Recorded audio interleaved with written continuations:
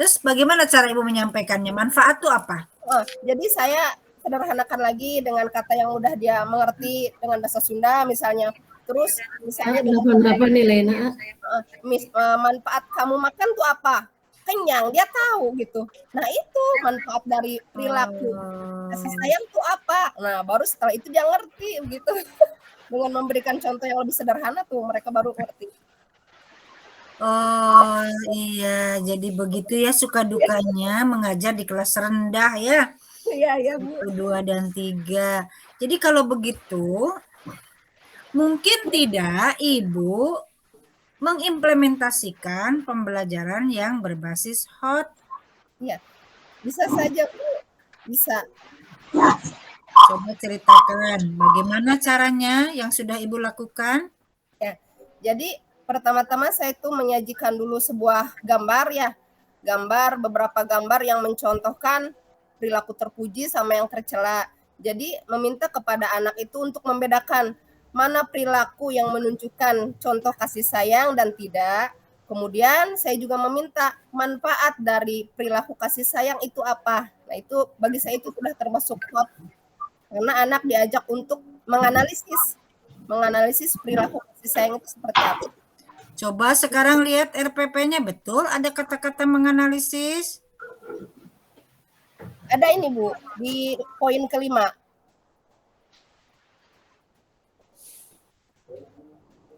Dari hasil pengamatan video, peserta didik dapat menganalisis manfaat sikap saling menyayangi dan peduli terhadap sesama dengan tepat. Ini sudah mempergunakan pola ABCD ya? Ya. Mana yang dimaksud dengan D-nya degree yang mana? Degree itu dengan tepat, dengan istiqomah, itu degree. Mana yang conditionnya? Condition itu pengamatan video. Dari pengamatan video, dari diskusi, jadi dari hal yang sedang dilakukan gitu. Ada berapa yang berbasis HOT-nya yang mulai menganalisis di antara berapa ini berapa tujuan ini? 7. 7. Dari 7 itu ada berapa yang sudah termasuk kriteria berpikir tingkat tinggi C4 ke atas? Yang poin 3, dari hasil pengamatan video dari penjelasan guru, peserta didik mampu menganalisis perbedaan pelafalan huruf sesuai kaidah tajwid dan makhrajul huruf dengan tepat. Nih yang ini 1. Terus nomor 5, dari hasil pengamatan video, peserta didik dapat menganalisis manfaat sikap saling menyayangi dan peduli terhadap sesama dengan tepat. Baru 2. Kemudian yang ketiga, dari hasil pengamatan video dan diskusi, peserta didik mampu membedakan termasuk ya Bu, membedakan sikap saling menyayangi dengan sikap tidak saling menyayangi dengan tepat. Baik. Di kelas Ibu udah berapa lama di kelas 1 SD? Udah 13 tahun. Di kelas 1 SD saja 13 tahun, tidak pernah berpindah? Hingga berpindah Bu, kan semuanya 6 kelas gitu. Oh, ya. Maksudnya guru PAI-nya memang hanya ada berapa Bu? Ada 1. Oh, 1 guru PAI-nya. Hanya Ibu aja? Iya. 1 sampai kelas 6 itu cuma saya. Oh, kurang nggak Bu? Enggak Bu.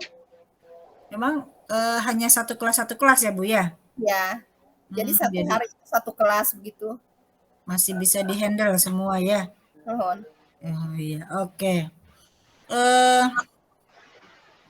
Menurut Ibu, kalau mau mempraktikkan landasan teori humanisme yang digunakan di kelas 1, seperti apa itu praktiknya dalam pembelajaran?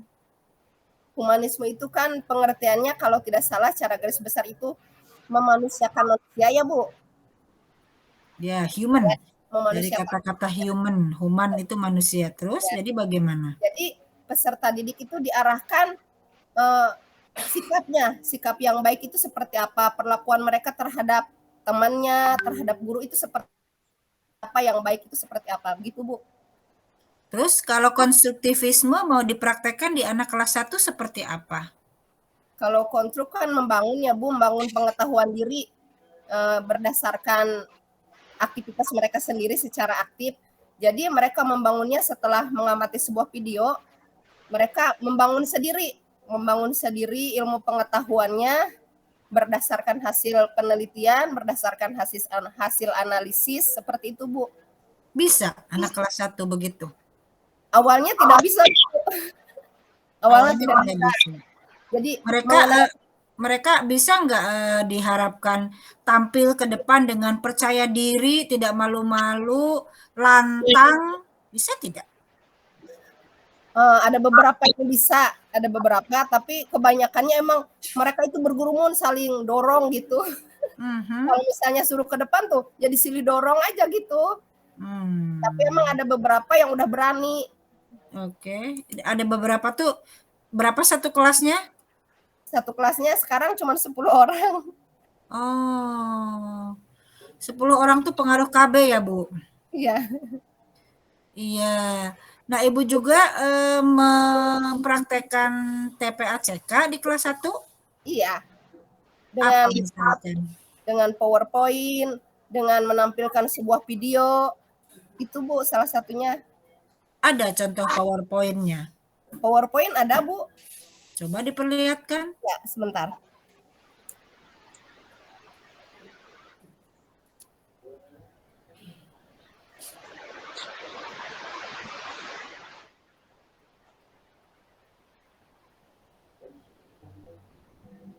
Ada, Bu? Belum. Belum.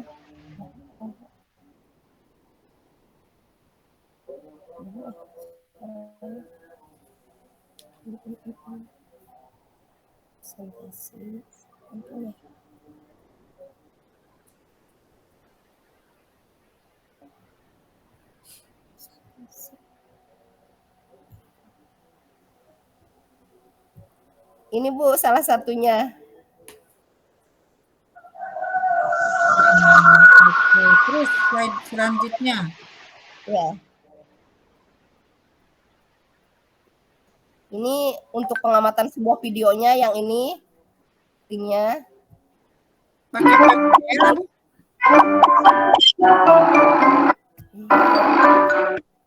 Seperti itu, Bu. Pakai PBL? Iya, PBL. Iya, berarti kan harus ada orientasi masalah ya? Iya.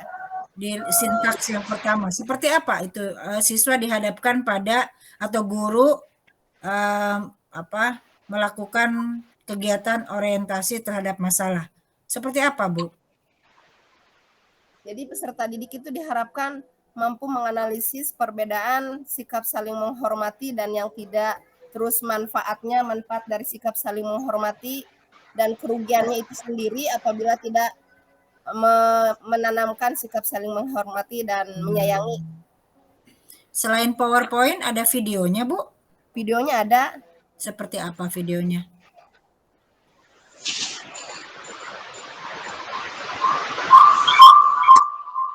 Ini video yang harus diamatinya seperti ini, Bu. Jadi ini tuh tentang sengketa lahan. Jadi diharapkan anak itu bisa menganalisis. Itu untuk kelas berapa? Kelas 1. Jadi dari hasil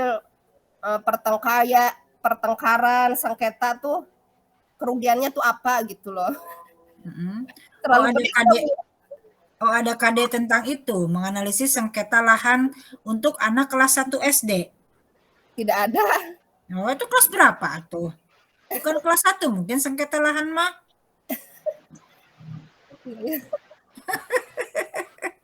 Masa anak kelas 1 SD sudah disodorkan sengketa lahan, Bu? Terlalu berat ya, Bu. Ya berat atuh, Bu. Nggak ngerti mereka tentang sengketa-sengketa tuh apa. Bukan, kali Ibu mengarang. Masa kelas 1 sudah disodori sengketa lahan? Ya, paling juga mungkin kelas 5, kelas 6. Masa yang ini, Bu, kayaknya terlalu tinggi. Ya, terlalu tinggi. Ibu ya boleh saja Ibu melatih anak supaya berpikir tingkat tinggi. Tapi kan panduan agama menyebut bikudri ukulihim, Bu. Atas dasar kesanggupan akal untuk menangkap. Ya. Gitu. Kalau menurut saya, kalau sengketa lahan sih. Tapi kalau pertikaian dengan teman mungkin ya. Harusnya itu ya, Bu. Ya iya. ketinggian